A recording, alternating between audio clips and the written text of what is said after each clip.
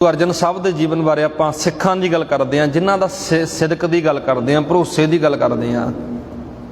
अज आप जी विचार करन जा रहे हैं जी, गुरु के सिख होए ने जी। भाई गुरदास ने भी उन्हों का नाम अपनी बार दे विच दर्ज किया। भाई अजब जी, भाई अजैब जी ते भाई उमर शाह, ये सिख सी जिहड़े डरोली दे रहण वाले सी जी। इन्हों धन गुरु अर्जन साहब ने इलाके दे मसंद थापिया होया सी। मैं बहुत बार गल की है, मसंद प्रथा बड़ी सोहनी प्रथा है। तुसी किसी नूं मसंद कहो ना, अगला गुस्सा मनाउंदा, पर मसंदां दा अर्थ की सी? मसंद कौन हुंदे सी? जिहड़े गुरु घर दे लई प्रचार करदे सी। मसंद कौन हुंदे सी? जिहड़े गुरु घर दे लई माया इकट्ठी करदे सी, रस्तां इकट्ठियां करदे सी। मैं संखेप जी साखी तुहाडे नाल सांझी करांगा। असली जप तप की हुंदा है? भाई ये जिहड़े सिख ने ना, भाई अजैब जी, भाई अजब जी, भाई उमर शाह डरोली दे रहण वाले, अपने अपने अपने इलाके विच दसबंध इकट्ठा करते हैं। ये दसबंध सारा दरबार साहब पहुँच जाता है। एक बारी धन गुरु अर्जन साहब महाराज जदों ये सिख दसबंध देने वास्ते आए, महाराज दरबार दे विच हाज़र ने, शब्द विचार चल रही है। शब्द विचार तो बाद महाराज समाप्ति हुई। इन्हां सिखां दे अंदर भी गुरु अर्जन साहब नूं जाके मिली है, एक भावना है, उमंग है, छेती गुरु अर्जन साहब दे दीदार करिए। सतगुरु महाराज ने सोते सुभा पूछया, भाई तुसी डरोली इलाके दे मसंद हो? महाराज सत वचन जी, असीं डरोली इलाके दे मसंद हाँ। सतगुरु महाराज कहण लगे, तुसी दसबंध इकट्ठा करते हो, तुसी माया इकट्ठी करते हो, रस्तां वस्तां तुसी लैके आउंदे हो। इस महाराज ने सवाल किया जी, सवाल बड़ा कमाल दा सी। जिहड़ी तुसी लोकां दे कोलों दसबंध इकट्ठा करते हो, संगतां दे कोलों पैसे इकट्ठे करते हो, इस दसबंध नूं, ये दसबंध की माया नूं तुसी किवें जाणदे हो? तिन्ने सिख सी जिहड़े सोची पै गए, महाराज ने सवाल किहड़ा कर दिता। समा बतीत होया, तिन्हां ने हाथ जोड़े, महाराज ये दसबंध आ ना जिहड़ा असीं इकट्ठा करदे आ, ये लोड़वंदां वास्ते है, ये सांझे लंगरां वास्ते है, ये किसी दुखीए की सहायता करने वास्ते है। हुण गल बड़ी प्यारी सी। महाराज ये दसबंध जैसे बिख, कहण लगे ये दसबंध पता किवें है? आखण लगे जैसे बिख, बिख दा अर्थ हुंदा जहर।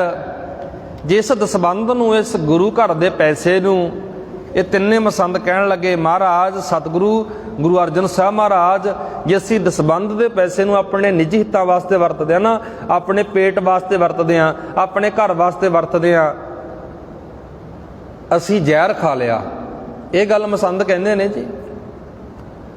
इस तरह जापदा भी असीं अज बहुत बड़ा अपराध कर दिता, पाप कर दिता, असीं जहर इकट्ठा कर लिया।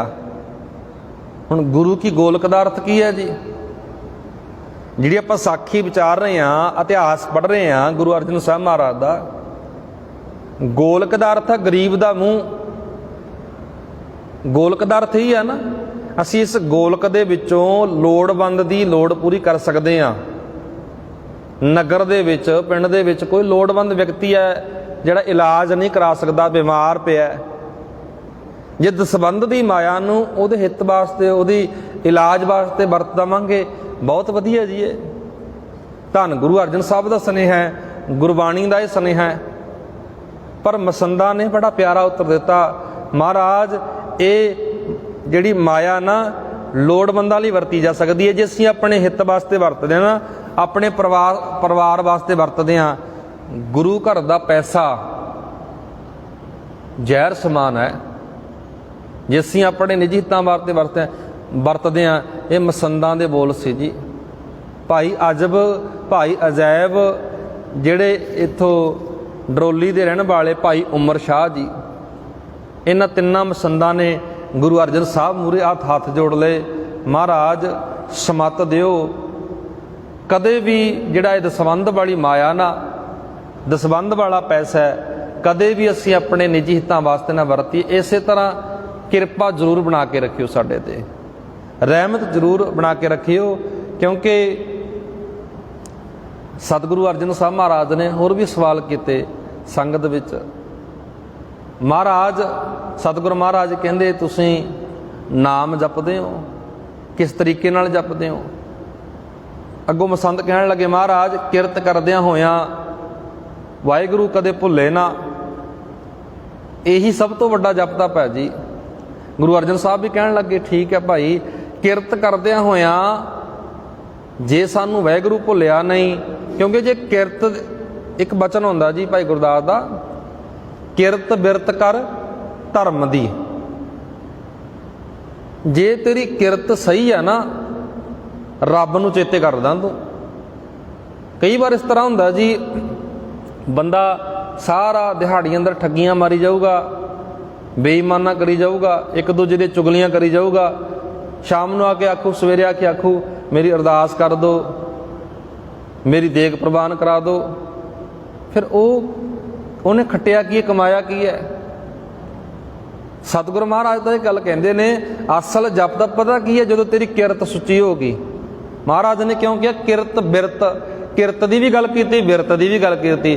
ਕਿਰਤ ਤੇਰਾ ਕੰਮ, ਬਿਰਤੀ ਤੇਰੀ ਸੁਰਤ, ਦੋਏ ਤੇਰੀਆਂ, ਕਿਰਤ ਵੀ ਤੇਰੀ ਬਿਰਤ ਵੀ ਪਵਿੱਤਰ ਹੋ ਗਈ ਨਾ, ਸਭ ਤੋਂ ਵੱਡਾ ਧਰਮੀ ਮਹਾਰਾਜ ਉਹਨੂੰ ਮੰਨਦੇ ਨੇ ਜਿਹਦੀ ਕਿਰਤ ਵੀ ਸੁੱਚੀ ਹੈ ਤੇ ਬਿਰਤੀ ਵੀ ਸੁੱਚੀ ਹੈ। ਜਾਂ ਕੇਵਲ ਵਿਖਾਵੇ ਵਾਲੇ ਨੂੰ, ਵੱਖਰੇ ਪਹਿਰਾਵੇ ਵਾਲੇ ਨੂੰ ਮਹਾਰਾਜ ਨੇ ਕੋਈ ਮਾਨਤਾ ਨਹੀਂ ਦਿੱਤੀ। ਇੱਥੇ ਜਿਹੜੀ ਆਪਾਂ ਵਿਚਾਰ ਕਰ ਰਹੇ ਹਾਂ, ਸਤਿਗੁਰ ਮਹਾਰਾਜ ਮਸੰਦਾਂ ਨਾਲ ਇਹ ਵਿਚਾਰ ਚਰਚਾ ਕਰਦੇ ਨੇ। ਇਹਨਾਂ ਮਸੰਦਾਂ ਦਾ ਨਾਮ ਭਾਈ ਗੁਰਦਾਸ ਨੇ ਆਪਣੀ ਬਾਰ ਦੇ ਵਿੱਚ ਵੀ ਲਿਖਿਆ। ਜਿਹੜੇ ਡਰੋਲੀ ਦੇ ਰਹਿਣ ਵਾਲੇ ਮਸੰਦ ਸੀ ਜੀ, ਇਹਨਾਂ ਦਾ ਵਰਤੋਂ ਵਿਹਾਰ, ਇਹਨਾਂ ਦਾ ਕਿਰਦਾਰ ਦੀ ਗੱਲ ਕਰਦੇ ਭਾਈ ਗੁਰਦਾਸ ਨੇ ਇਹ ਆਖਿਆ ਵੀ ਗ੍ਰਸਤ ਲਈ ਸਭ ਤੋਂ ਵੱਡਾ ਜਪ ਤਪ ਵੀ ਇਹੀ ਹੈ, ਸਤਸੰਗਤ ਵਿੱਚ ਆ ਕੇ ਆਪਣੇ ਜੀਵਨ ਨੂੰ ਸਵਾਰਨਾ, ਧਰਮ ਦੀ ਕਾਰ ਕਰਨੀ, ਸ਼ੁੱਧ ਵਿਹਾਰ ਕਰਨਾ, ਲੋੜਵੰਦਾਂ ਦੀ ਲੋੜ ਪੂਰੀ ਕਰਨੀ, ਗੁਰੂ ਵਾਲੇ ਮਾਰਗ ਤੇ ਚੱਲਣਾ। ਮਸੰਦਾਂ ਨਾਲ ਮਹਾਰਾਜ ਵਿਚਾਰ ਚਰਚਾ ਕਰਦੇ ਨੇ। ਇਹ ਮਸੰਦ ਗੁਰੂ ਅੱਗੇ ਸਾਰੇ ਸਵਾਲਾਂ ਦਾ ਜਵਾਬ ਦਿੰਦੇ ਨੇ। ਇਹਨਾਂ ਨੂੰ ਸੇਵਾ ਦਾ ਮਾਣ, ਵਡਿਆਈ ਗੁਰੂ ਅਰਜਨ ਸਾਹਿਬ ਬਖਸ਼ਦੇ ਨੇ। ਸੋ ਇਹ ਸੀ ਲੜੀਵਾਰ ਵਿਚਾਰ ਜਿਹੜੀ ਆਪਾਂ ਗੁਰੂ ਅਰਜਨ ਸਾਹਿਬ ਦੇ ਜੀਵਨ ਨਾਲ ਜੁੜਦੇ ਹਾਂ। ਆਪਾਂ ਰੋਜ਼ਾਨਾ ਬੇਨਤੀ ਕਰਦੇ ਹਾਂ ਕਿ ਆਉਣ ਵਾਲੀ ਜਿਹੜੀ 6 ਜੂਨ ਆ ਜੀ, ਖਾਸ ਕਰਕੇ ਉਹਨਾਂ ਮਾਤਾਵਾਂ ਭੈਣਾਂ ਨੂੰ ਬੇਨਤੀ ਹੈ, ਮੈਂ ਪਹਿਲਾਂ ਵੀ ਬੇਨਤੀ ਕੀਤੀ ਵੀ 84 ਦੇ ਘੱਲੂ ਘਾਰੇ ਨੂੰ ਸਮਰਪਿਤ, ਸਮੁੱਚੇ ਸ਼ਹੀਦਾਂ ਨੂੰ ਸਮਰਪਿਤ ਸੰਗਤਾਂ ਵੱਲੋਂ ਸੁਖਮਨੀ ਸਾਹਿਬ ਦੇ ਪਾਠ ਕੀਤੇ ਜਾਣੇ ਨੇ। ਸਾਰੀਆਂ ਸੰਗਤਾਂ ਨੂੰ ਬੇਨਤੀ ਹੈ, ਮਾਤਾਵਾਂ ਭੈਣਾਂ ਨੂੰ, ਵੀਰ ਬਜ਼ੁਰਗਾਂ ਨੂੰ, ਬੱਚਿਆਂ ਨੂੰ ਪਹੁੰਚਣ ਦੀ ਕਿਰਪਾਲਤਾ ਜ਼ਰੂਰ ਕਰਿਓ ਜੀ। 6:30 ਵਜੇ ਦੇ ਕਰੀਬ ਪਾਠ ਸ਼ੁਰੂ ਹੋ ਜਾਣਗੇ।